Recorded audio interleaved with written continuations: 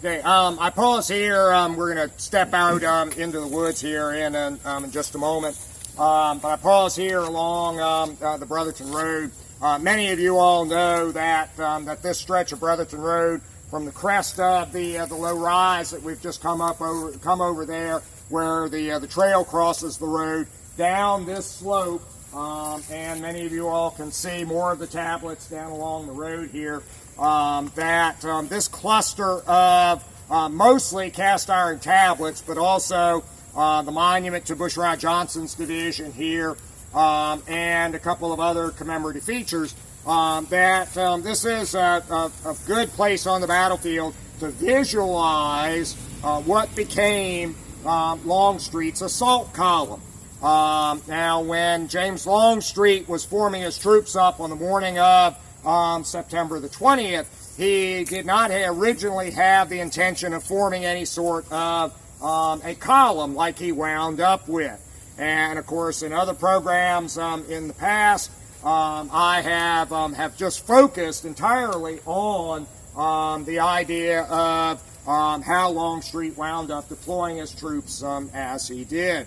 Originally, he wanted to get more of his troops on a front line, not have as much depth, but he does wind up with that column in the end of 3 divisions: Bushrod Johnson's division in the front, then Law's division second, and Kershaw's division in third.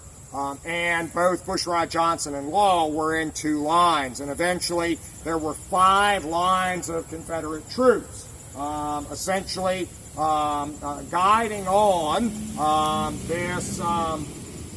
this road that we have walked along the Brotherton Road.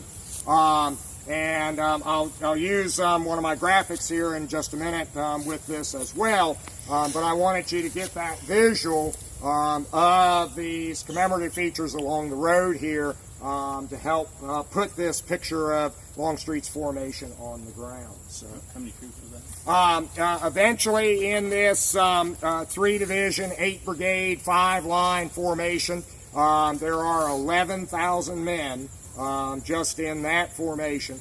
And then Hindman's division to the left is going to be about 7,600 men. So when Longstreet attacks, a little after 11, he will send forward a little over 18,000 men. So what was the width of the formation? Well, the column that eventually is formed, Bushrod Johnson's frontage, with 2 brigades and part of a third, is 700 yards.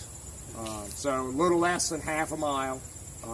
And then Hindman's division is on a frontage of approaching 3/4 of a mile. So when Longstreet sent those 4 divisions, 18,000 men forward, a little after 11, his frontage was a little more than a mile across the front. And then the column is 5 lines deep. So Hindman's in 2 lines. We've got a treetop that's come down on the trail here, so we'll have to navigate around it.